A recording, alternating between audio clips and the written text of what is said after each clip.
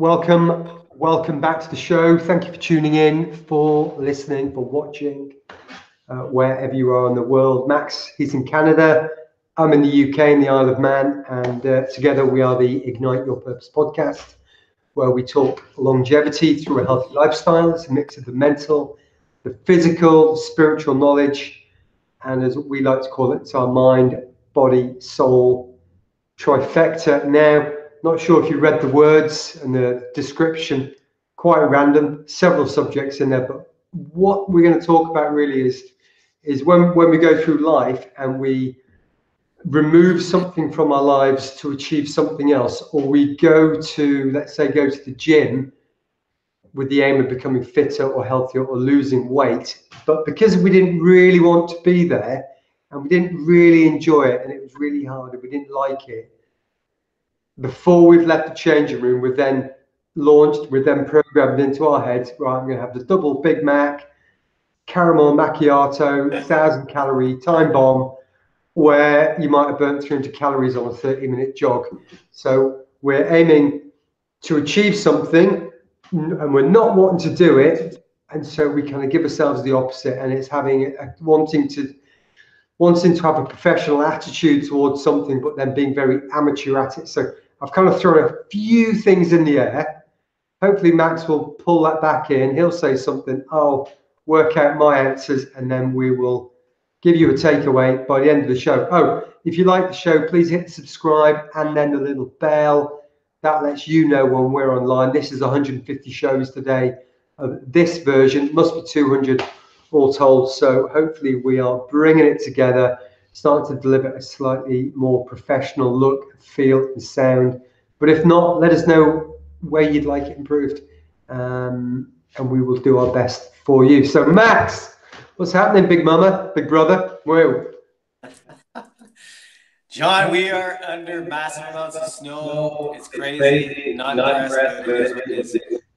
So, first things first, where does this, what you're talking about, where does this whole mental programming, because that's what it is, it's a mental program of, okay, I'm going to go do something, and if I do it, I get a reward. Let me think. Preschool, kindergarten, grade 1, 2, 3, 4, 5, 6, 7, 8, 9, 10, 11, 12, university, school, then job. It's all, we are programmed down to our fiber, our core, about a reward-based system. We even train our pets. Hey, if you sit long enough, I'll give you a treat. We're no different than them, John. So I think this whole system comes from that. Yep. And I'm going to keep going. I got a lot to say.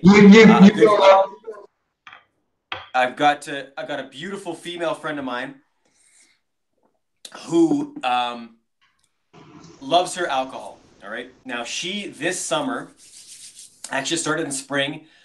She went something like 120 days of health. She was eating good. She was not drinking. She had lost weight. Energy went up. Craziness, right? Now, she is a party girl. She was a promoter in the club scene. And then I think mid-August, all these bands that she loved came to the west coast of Canada.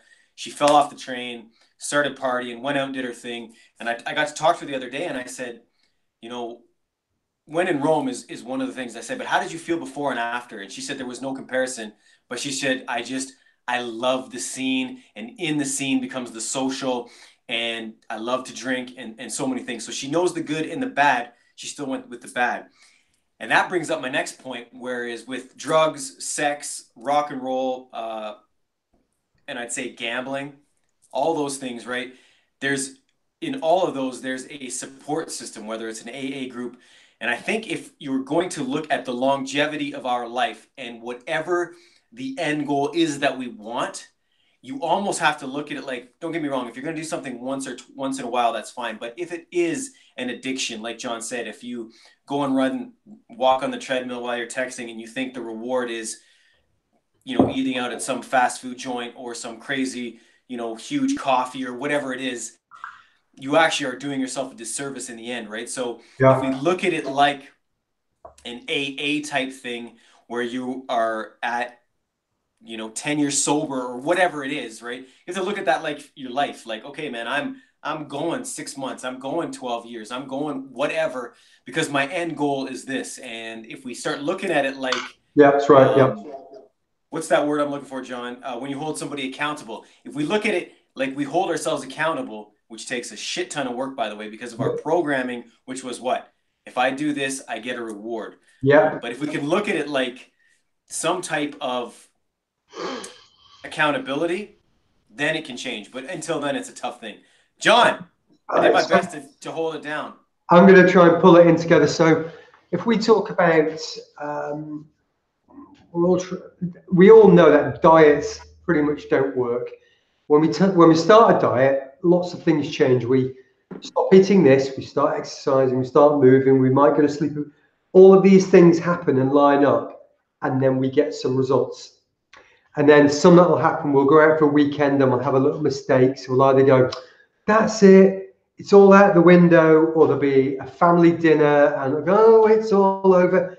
And then all of a sudden, this, and they all revert back to where they were. And we often work on this really short-term goal rather than trying to think, right, I'm going to change a behavior for life. And actually say, if I'm going to change the complete way I eat for life, it would never happen. Because it's just too much. It's just too overwhelming. So Agreed. Maybe a place to start is there one thing that you could say, I'm going to give that up for life? Could you give up a Twinkie? Do you know what? If I never have another Twinkie again, I can have everything else. I'm going to give up that Twinkie for life and then just concentrate on that one small thing.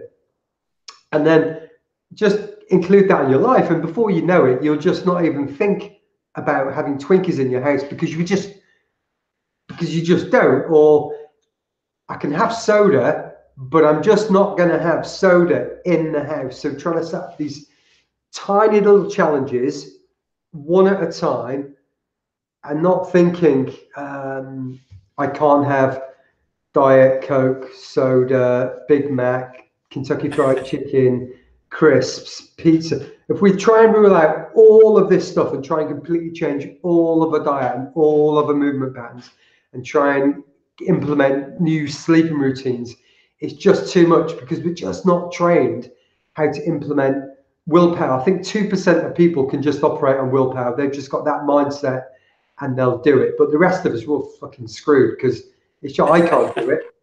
Oh, what's that? Oh, what you got there?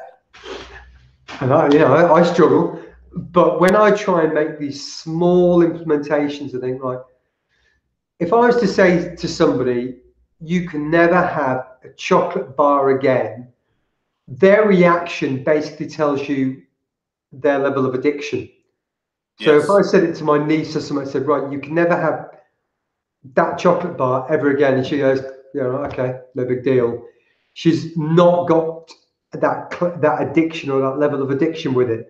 But if she freaking kicks off and all the fireworks are going off, you know that they've got an unhealthy relationship with it. So try and break it down to tiny little things, right? I'm not going to drink Coke anymore.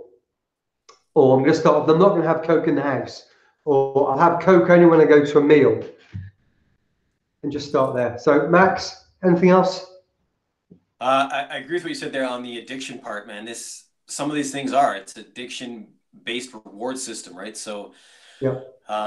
Again, it comes down to knowing your why, knowing your purpose of what you're doing it for, and then holding yourself accountable, because in the end, it's what do you want for yourself in the end, really? Mm-hmm. Do you want to be sluggish and in a fog all the time? If you do, cool. This show's not for you and what we're talking about.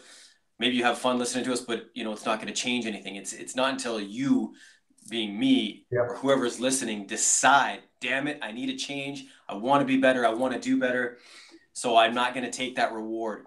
It's waking up on that day and saying, I am going to prioritize my health, not for me, but for my family, for my kids, for my grandkids, for all of my employees. It's thinking slightly bigger picture than yourself. And obviously it's important to think about yourself for your health, but if you think about doing it for somebody else as well, it just makes it that much more important. So I'm out for today. I'm going to say goodbye. Thanks for listening. Thanks for tuning in. 150 shows, and I'm still enjoying it. We're going to bang out some great episodes next week when I'm in Max's neck of the woods. Hopefully not digging the house out of snow if it keeps dumping like it is. But Crazy. it's crazy, man. So bye-bye from me. Thank you. See you next time. Beautiful people, we appreciate your time. Subscribe, like. We're so pumped about the Anchor and the podcast stuff's going off crazy. So we appreciate you guys. Subscribe, like, listen, and we'll see you tomorrow. Okay. Bye-bye.